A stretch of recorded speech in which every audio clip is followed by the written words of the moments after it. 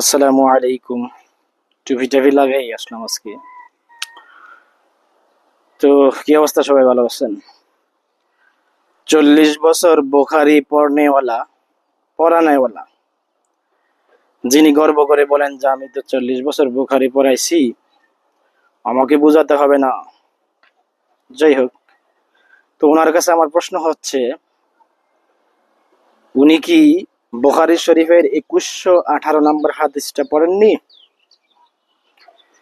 এই হাদিসে বলছেন যে আয়েশা রাদিয়াল্লাহু থেকে বর্ণিত, রাদিয়াল্লাহু আনহা থেকে বর্ণিত, তিনি বলছেন পরবর্তী জামানায় একদল মানুষ কাবা শরীফ ধ্বংস করতে আসবে। তাদের পিছনে এবং সামনে যারা থাকবে সবাই ধ্বংসপ্রাপ্ত হবে, অর্থাৎ তাদেরকে জমিনের সাথে মিশিয়ে দেওয়া হবে।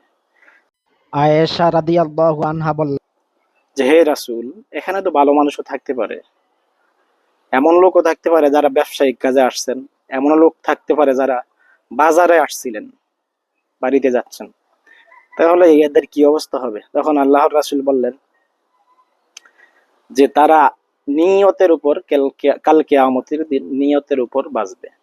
যাদের যে নিয়ত ছিল সেই নিয়তের উপর করে কেউ জান্নাতে যাবে, কেউ জাহান্নামে যাবে।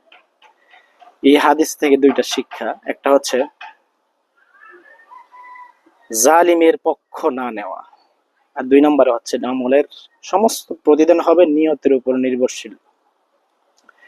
কে কোন নিয়তে আসছে, ধ্বংসপ্রাপ্ত হবে সবাই, তবে নিয়তটা কার কি ছিল, কে কোন উদ্দেশ্যে আসছে। কেউ কি এরকম আসছে যে তাদের সৈন্য দল, অর্থাৎ সৈন্য দলের সাথী হয়ে যে আমরা ধ্বংস করতে যাচ্ছি, নাকি বাজার করতে আসছে, নাকি ব্যবসায়িক কোনো কাজে যাচ্ছে। রাস্তা দিয়ে অনেক মানুষ যায়, কার কি নিয়ত সেটা তো আল্লাহ তাআলা জানেন। কেউ কারো ক্ষতি করতে যায়, কেউ কারো ভালো করতে যায়, কেউ বা প্রতীক। আর একটা শিক্ষা হচ্ছে জালিমের পক্ষ অবলম্বন না করা এই হাদিসের, অর্থাৎ তারা জুলুম করতে যাচ্ছে, সুতরাং তাদের পক্ষ অবলম্বন না করা। তো আমার প্রশ্ন হচ্ছে, ওই যে বুখারী 40 বছর বুখারী পড়াইছেন, ওই আলেম কি এই হাদিসটা জানেন না যে জালিমের পক্ষ অবলম্বন না করা? যদি জানেন, তাহলে কিভাবে বিএনপির মতো বা আওয়ামী লীগের মতো জালিমদের পক্ষ অবলম্বন করতে পারে? আমার প্রশ্ন হচ্ছে এটা। তারা কি শুধুই বুখারী মানে মানে এদের উদ্দেশ্যটা হচ্ছে কি, আমি পড়াই, পড়ানেওয়ালা আমি শুধু, মানে আমলওয়ালা নয়। অর্থাৎ সাহাবায়ে আজমাইনরা ছিল, নবী রাসূলরা পর্যন্ত নিজে যা করতেন মানুষকে তাই বলতেন, নিজে যেটা না করতেন ওইটা কখনো বলতেন না। ঠিক আছে, এরকম আছে যে হাদিসে আছে যে তুমি যেটা না করো এটা অন্য কাউকে বলবে না, তুমি আগে নিজে আমল করো তারপর অন্য কাউকে বলো। তো সুতরাং উনি যে 40 বছর বুখারী পড়াইছে, উনি কি এটার উপরে আমল করছে? করলে তাহলে আজকে তাগুতের পক্ষে অবলম্বন করে কিভাবে, আমার প্রশ্ন হচ্ছে সেটা। আসলে এরা মনে করি কোরআন হাদিস আমাদের কাজ হচ্ছে শুধু শুধু পড়ানো, আমল করবে জনগণ। এইসব পড়ায় এখন লাভ নাই, ঠিক আছে?